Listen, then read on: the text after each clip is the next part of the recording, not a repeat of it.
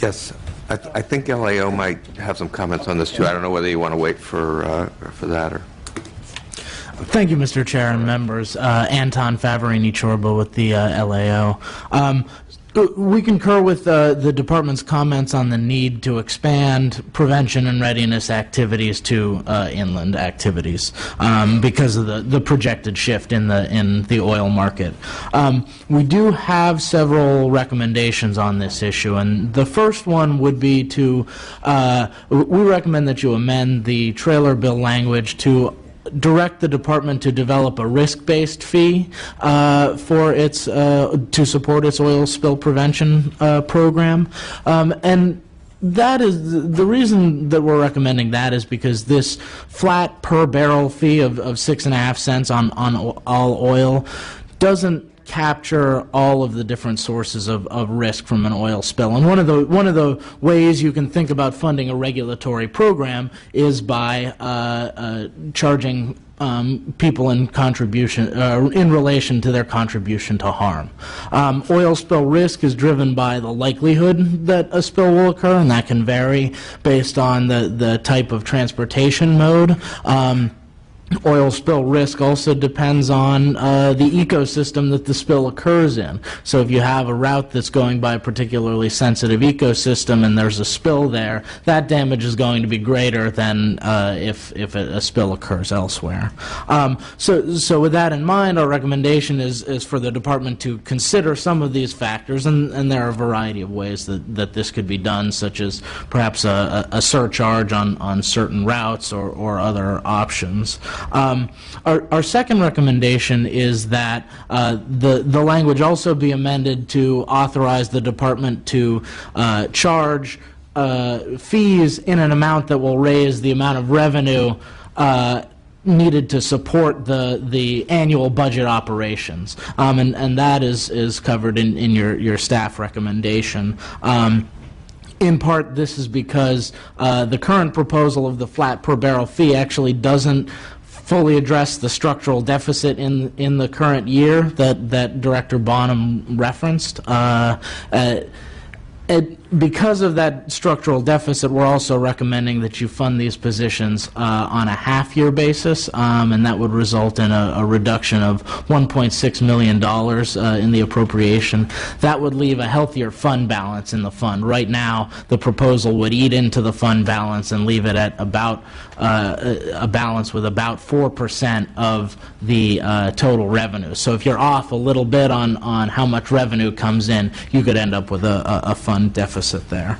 And with that in mind, that concludes our remarks, but I'm happy to answer any questions. Thank you. And I don't know if Mr. Patterson was going to get to this, but if it's an answer to his question or you want to get to it after that, I would be interested in hearing your response to the LAO's comments and the staff recommendation. It is connected, I think. Just to piggyback a bit on it, I'm finding it difficult to understand that this is a flat fee for state, in-state oil producers for a risk that is not theirs. It goes on in a railroad car. It goes into a tanker. It runs on rails. It seems to me it's pointing to their commodity and suggesting that the commodity in and of itself, by the fact that it exists and would create some problem if spilled, is somehow directly connected to their risk and their responsibility, when I think it's just the opposite. The risk on the rail is the rail bed. The risk on the rail is the manner in which the railroads run the railroads. And it seems to me that if we're going to do this, which I think we need to do it, but I object to the methodology with respect to connecting a flat fee on the in-state production of oil for a risk that is, in fact, a railroad transportation risk. Thank you, Assembly Member. Let me take your comment and respond this way, but ask the Administrator to correct anything I may get wrong or overlook, and then also take up 2 of the 3 recommendations that the LAO mentioned. So I will remind those that since the 90s, we've been managing a very effective, I believe well-regarded, collaborative program around managing the risk of spill in our marine environment. And there, as I understand it, the way the revenue collection is structured, it's not as to the owner of the ship. That's the analogy to the discussion you raise around whether it's most appropriate to assign risk liability to the owner of the rail car or the owner of the product in the rail car. So on the marine front, the risk and the relationship as to our unit, as I understand it, runs to the oil. So now as to risk-based, in our judgment, I think we disagree with the recommendation on that front by the LAO because we believe volume is risk-based, transport method is risk-based, and the prospect of creating a regime that literally accounts for, quote, all risks is both infeasible and likely to draw strong opposition and take quite some time to implement when we know the risk is real today, and we may not have that luxury of time. I will also say the idea of approaching this, from our view, as a statewide program is equitable. That's actually, in our judgment, equity for the way we manage oil in this state. As to the ability to adjust the fee administratively, we're appreciative that that shows up in the staff recommendation. Administrator, I don't know if you want to add anything. Perfect, thank you. Mr. Gordon. Thank you.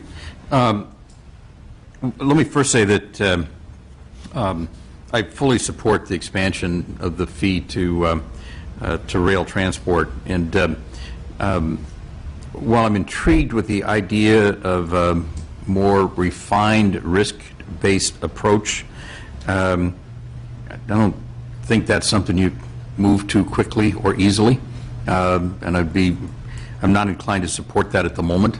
I'd rather see us expand the program to the entire state and to using the rail, and let's see what happens once we've done that. Then maybe at that point we can look further at this. I've been struggling a little bit with the issue of allowing an administrative adjustment of the fee, because I'm trying to understand, what the impact is to the structural deficit with the expansion to additional source of income through the rail, kind of how that would look, what that means, and the fact that it takes that responsibility away from the legislature to look at that. I suppose, though, as I look closely at the staff recommendation that we have, is that there is a limit on what can be adjusted administratively, and that limit is what we approve, would be approving in the state budget.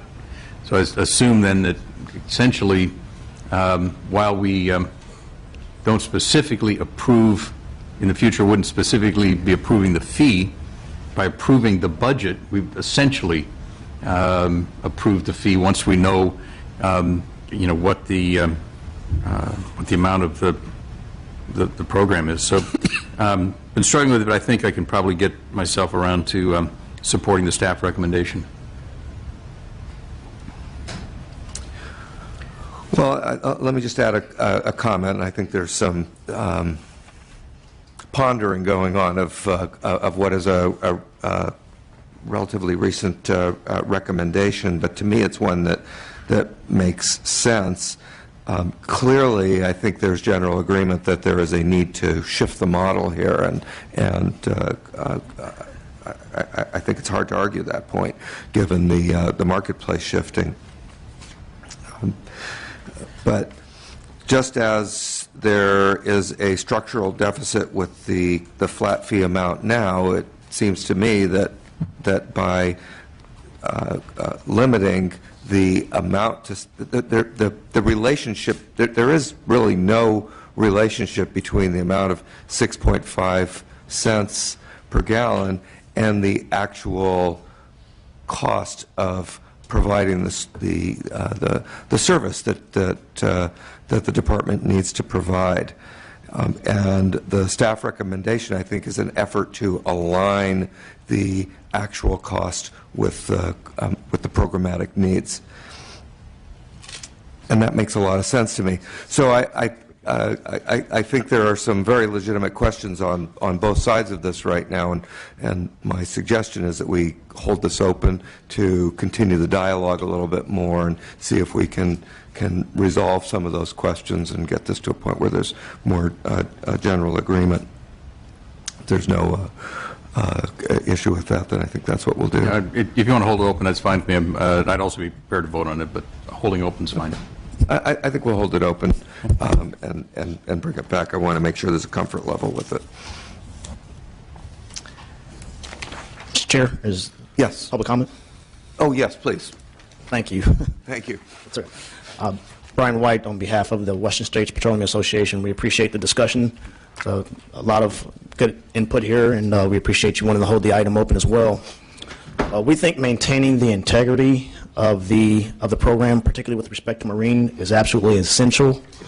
As Director Bonham has stated, the industry has a lot of experience working with DFW and OSPR on maintaining the integrity of the OSPR program. We want to make sure that that program is whole with respect to Marines.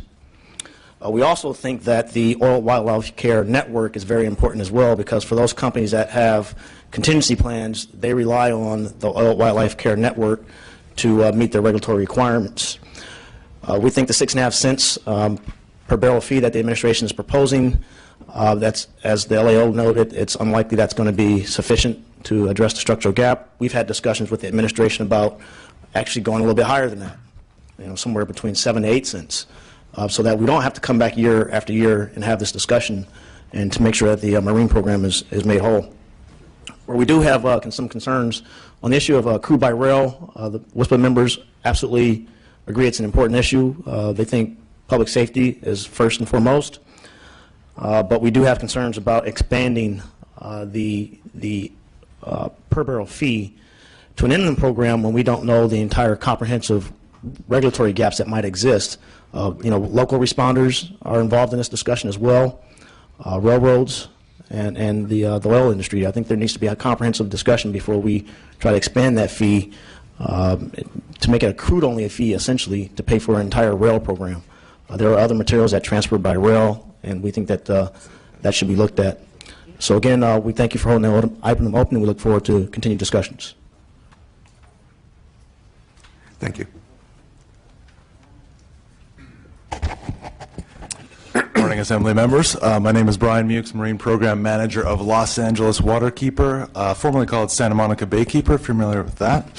Just for context of who we are, as you may not know, it's part of the Coastkeeper Alliance and International Waterkeeper Alliance. It's dedicated to protecting and restoring water qualities, restoring aquatic habitats, marine habitats. We have a few staff, a lot of volunteers, and over 3,000 members. We have a lot of community-based programs. We like to get the community involved, represent community interests, environmental interests. We do coastal, inland, industrial water quality monitoring. We do MPA Watch, our marine protected areas. We do kelp forest restoration. We are actively representing environmental interests on the Los Angeles Long Beach Area Committee for Local Spill Response, LA Long Beach Harbor Safety Committee for Spill Prevention, and also the State Department of Fish and Wildlife Office of Spill Prevention and Response Technical Advisory Committee. That's a lot of words, but all of those groups have one thing in common. They're all marine-based. We need a statewide program. LA Waterkeeper is LA County. We have a lot of oil-based facilities, a lot of oil being transferred in and around Los Angeles County, from the ports to the offshore lightering to the Chevron El Segundo Marine Terminal. But that's all marine. We also have now a lot of pipeline and rail oil coming in, almost exponentially increasing. So as we look towards the ocean, we have all this rail coming in from behind us.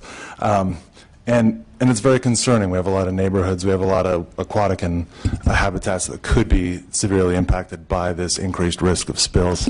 So what we did is we put together a petition really quickly. As of 24 hours ago, we have a modest 46 signatures, so imagine 50 people behind me ceding their time to this effort, and I'll get Not back exactly. to you guys here. And just wanted to say we strongly support, I'll bring it over to you. We strongly support OSPR's budget provisions with the administrative adjustment as well. Strongly support it. Thank you. Thank you, and please let Liz Crossan know I'm still hurting over the name change. I will. Santa Monica Baykeeper to L.A., for those of you who are... Good morning, committee chair and committee members. Paige Brokaw on behalf of the San Francisco Baykeeper. I'll keep my comments brief. We are supportive of the administration's proposal to make improvements to the Marine Oil Spill Prevention and Response Program and expand it statewide. We are very interested to see the Oil Wildlife Care Network, which the previous speaker touched on, fully funded and broadened to address oil spills, both coastal and inland. So we look forward to working with the administration and the legislature on the proposal. Thank you.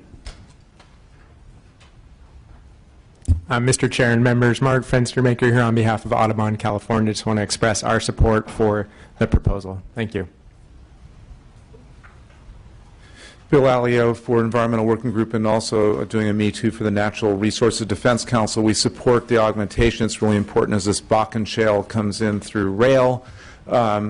We're concerned when Sacramento County transportation health officials were taken by surprise that this oil was coming right through here. There is some merit to the LAO's idea long-term about weighing risk, because some of these rail cars will go right by sources of drinking water or through particularly sensitive ecological areas. But in the meantime, we support the staff and LAO recommendation to give some flexibility to assess the fee where it's needed most. Thank you. Good morning, Chair and committee members. My name is Annie Pham, and I'm with Sierra Club, California. We're here in support of the proposal. We're not very pleased with more crude oil being transported by rail, but we see that this is a first step, and we urge that the legislature keep this conversation going and have a comprehensive plan that protects public health and the environment. Thank you. Chair, members, my name is Mike Sicardi. I'm the director of California's Oil Wildlife Care Network. We're supportive of legislative's continuing efforts to provide a stable funding source for our program. As Director Bonham indicated, we are the world's preeminent oil wildlife readiness and response program, so it would certainly be a shame for that to be defunded as of July of this year. So we're supportive of continuing efforts to provide us that funding source, and look forward to working with you. Thank you.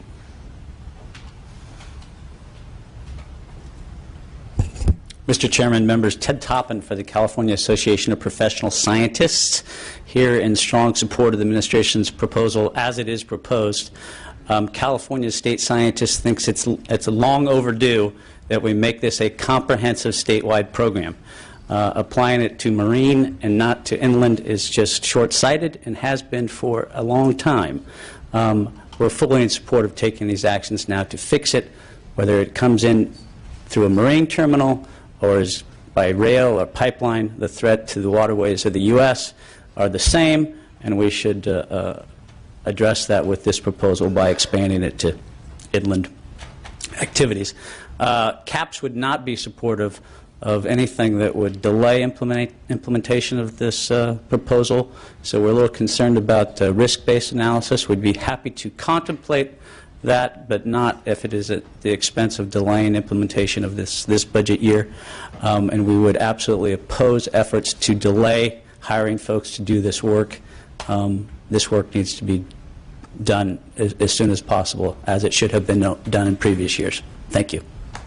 Thank you. Appreciate that concern, and I'll just help close this out by saying one of the interesting things I learned from the dialogue that we've had in recent days is that while the marketplace is shifting, the quantity of oil that we're dealing with is not likely to shift dramatically because we're limited by our refining capacity in the state. So I think that's an important thing for people to keep in mind. I don't know if you all have anything else you want to add on the topic, but all right. Then we'll move on to issue number 3, and I'll introduce that by just commenting that the staff proposal for the position authority in issue number 3 and the funding there stems from an interest in helping the Fish and Game Commission comply with the mandate to sustainably manage our wildlife resources in a manner that significantly improves stakeholder participation and access. And the funding for a senior environmental scientist would assist the Commission on a broad range of relevant wildlife management issues and help in developing a new and innovative approach to wildlife resource management. That's the purpose. I don't know if you have anything you want to add? It's not the department's proposal. I understand. We saw it in the agenda, and I don't think we oppose, but we also don't have any comment. Okay, that's to be expected, yes. We have Department of Finance. Good morning, Chair and committee members. Juliana Morizumi with the Department of Finance. We haven't seen any workload analysis in order to make any judgment on it at this point. Thank you. And do we have public comment?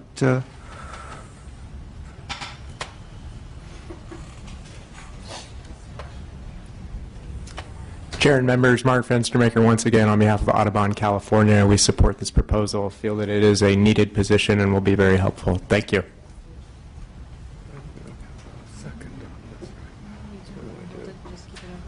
Okay. We will hold this until members return. And yes, Mr. Patterson, I'm sorry. I voted for this, but I'm not going to vote for the funding. And I'll tell you why. It was released from suspense file in appropriations by removing the costs. And then, when it comes back here, I'm asked, I mean, this cuts around every responsible legislative method of being responsible for the person responsible for the. It's why it goes through appropriations. So, I mean, if that's the facts on this, I just want to register a serious procedural objection to this and wanted to put it on the record. I think this is a very backwards way of doing things, and quite frankly, I think it's dishonest. Well, to the extent that comment's directed to the department, I'll just reiterate what I said a few minutes ago. It's not the department's proposal. Okay, and I'll add a quick comment on this. And this does not, this position is not being proposed because of a single bill in the last session. This is being proposed because the assessments we're talking about, the work that needs to be done, is part of comprehensive work that's being done by the state. And as I said, we'll hold this for members to return. Our next item is number 4. That's the existing restoration grant programs, and on that item, this item is regarding a specific bill. That's AB 1492, the Lumber Products Assessment Bill that was passed in 2012, and the committee is recommending trailer bill language that will add clarification to one of AB 1492's funding provisions. Specifically, 1492 allows the lumber product assessment to be used for, among other things, existing restoration grant programs. The proposed trailer bill language would clarify that priority shall be given to the Fisheries Restoration Grant Program and grant programs administered by the state conservancies. The provision is consistent with AB 1492's intent language, which supports restoration programs for fisheries and wildlife. It's true. Yeah. Any- So, yes, three quick things. At least and I don't think the department have seen the trailer bill language yet, so I don't have a comment on that. I do think, broadly speaking, we're implementing AB 1492 very well. We're up and running in several of our regions. We're doing reviews, developing tracking, and all of that has been done in close coordination with the timber industry, which I'm thankful for. And I'm a huge fan of our Fisheries Restoration Grant Program. That's good to hear, and I'm not surprised to hear it.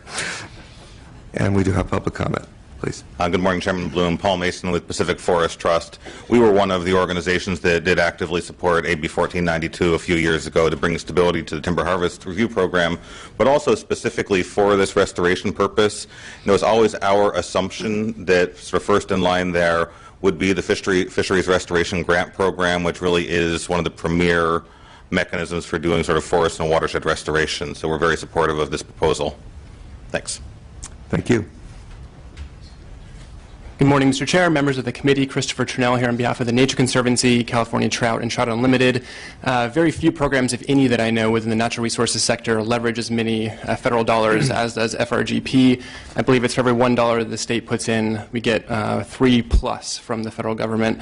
And that is an opportunity not worth leaving on the table. So this takes more full advantage of that, gets to the direct nexus between the projects that this program funds and historic impacts from logging industries and others, and we fully support. Thank you so much.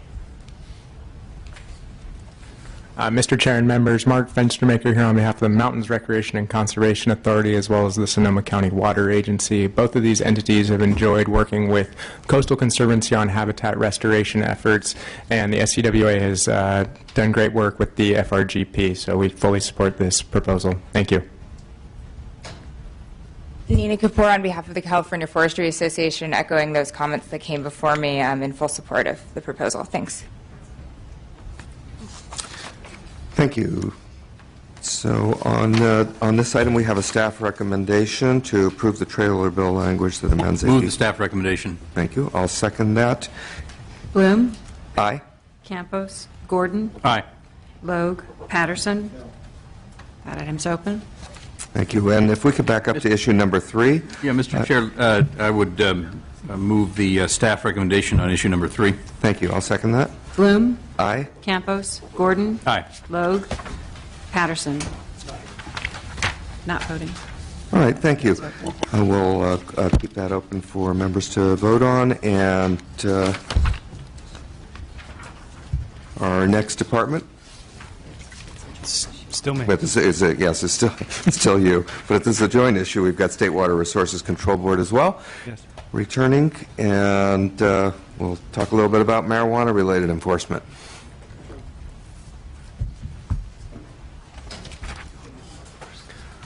Burning issue. Okay, that's a bad joke. Okay. Very poor. So today you have a joint proposal. Yes, thank you. From the State Water Board. Enough with the puns. And the But yours Department of was Fish better and than mine. Wildlife. Let me walk you through a quick summary of the elements. Ask Executive Director Howard at the State Water Board to describe more specifically their component, and then again pause for questions. In my personal judgment, the facts speak for themselves. They're articulated in your staff analysis. This state may produce more marijuana from outdoor grows than any other state. It may be our state's largest cash crop. Some academics suggest the value is between $10 and $14 billion a year. And in some watersheds, particularly in Northern California, our department has seen production double in the last 3 years. What matters to our department, perhaps, is less those facts and more these facts. The species harm that comes from this production is significant. And as you know, production generally happens in 2 categories, and I have our Chief of Law Enforcement, Chief Mike Carrion, available here in the audience for any follow-up. Typically, you can either have a operation occurring on public lands, which by definition is trespassery and illegal. And some of that activity does indeed happen on our lands. It happens on state park lands. It happens on CAL FIRE lands.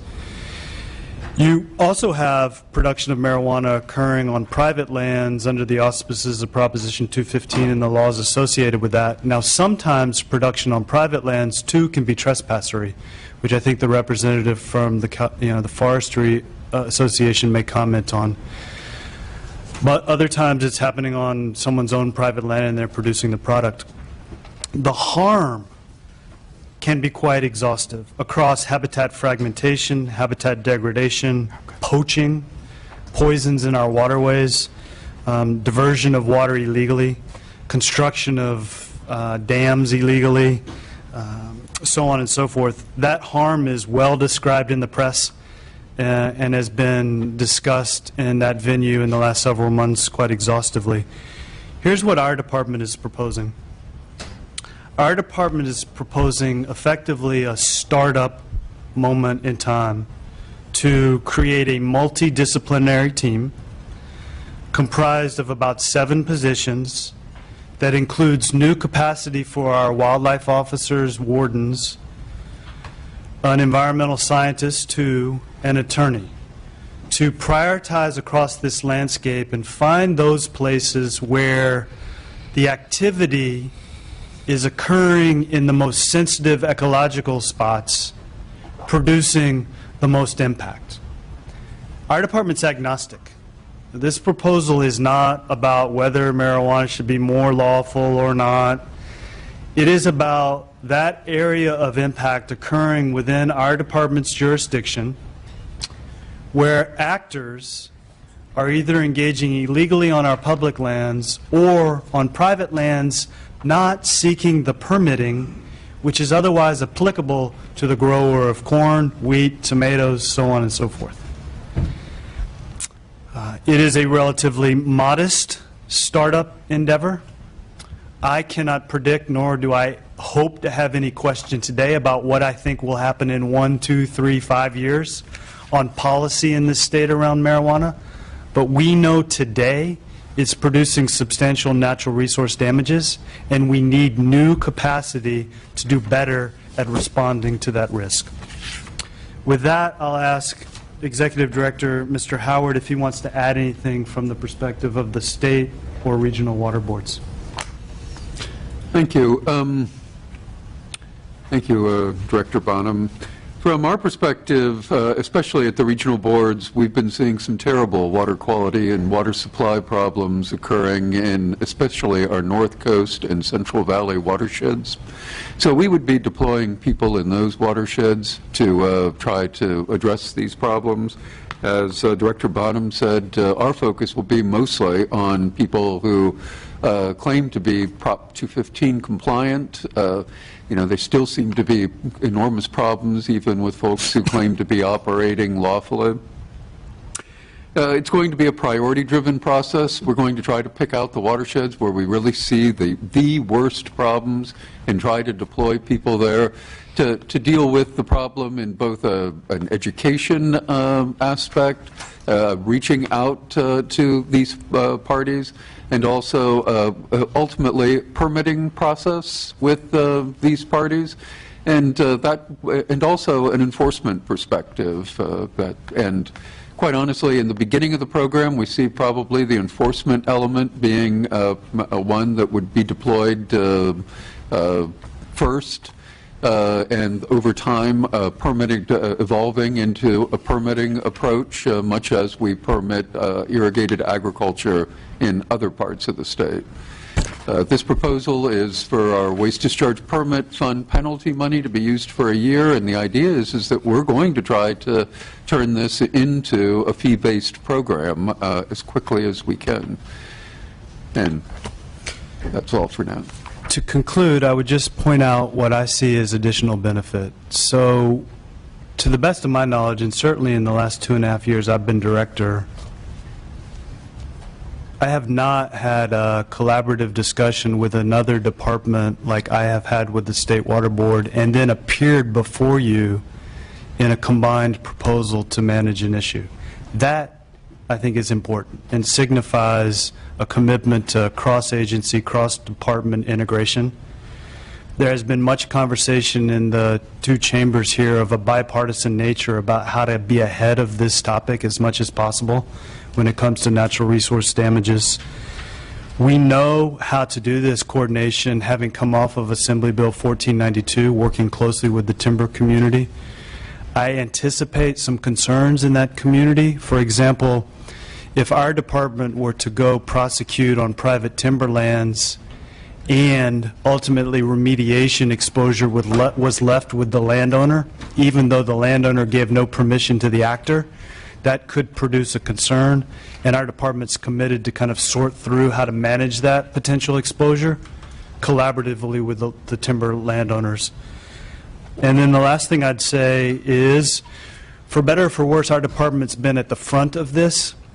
We have some accumulated experience, unlike other state departments, and part of this effort will be offering our services, if you will, to regional water board staff, doing field work with them, similarly, where appropriate, helping state parks and CAL FIRE. There's extended benefit from this modest proposal. We too see, at some future date, a self-funding and financing program being run. This is just a startup phase we find ourselves in.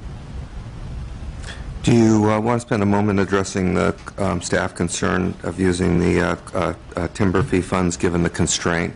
I'd be glad to. So at least the apparent constraints on those funds. I think it's an important question. It's a conversation that I have had with several in the timber company industry leadership ranks. We don't anticipate our department ever enforcing on private timberlands without first close coordination with the actual owners. We also think that marijuana is a very cross-sector threat. For several years, we've heard from the timber owners themselves that they're struggling with the very same problems our department is. That is a cross-sector threat to public safety as well as the ecology in our timber watersheds.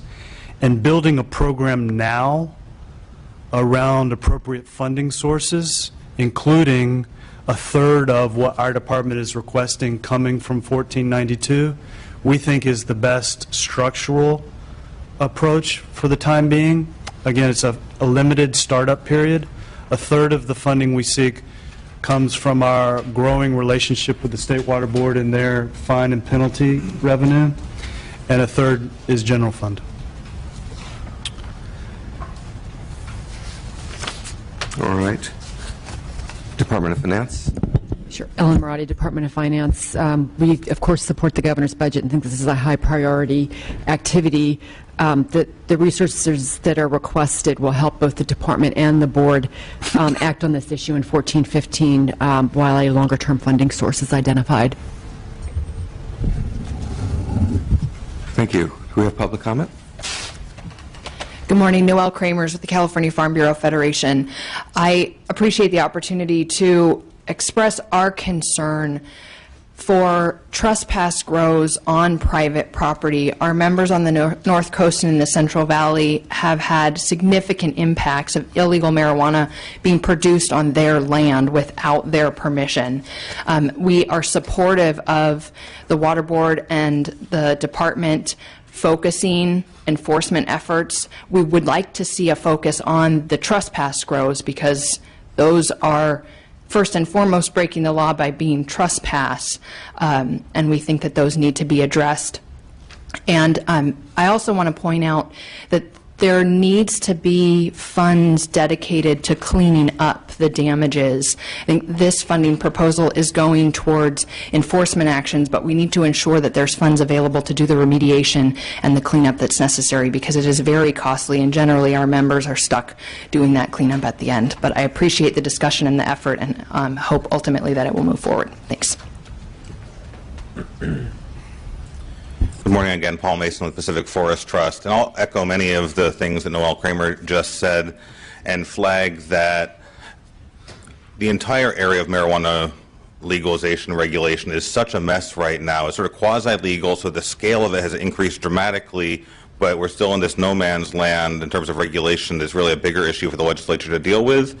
But I'm supportive of moving forward on this right now because as the production has scaled up, I used to work up on the North Coast, up in Humboldt and Mendocino counties, and the amount of water being used for marijuana production, particularly in this very low flow year, really is likely to make the difference in a lot of these small watersheds as to whether our coastal salmonids make it through this year or are really drawn down in a really adverse way. So notwithstanding some concerns that we also have about the use of the 1492 monies in this fashion and stuff, I think it is really important to try and get more serious about dealing with some of the environmental impacts of marijuana. Thank you. Yanking on my chair.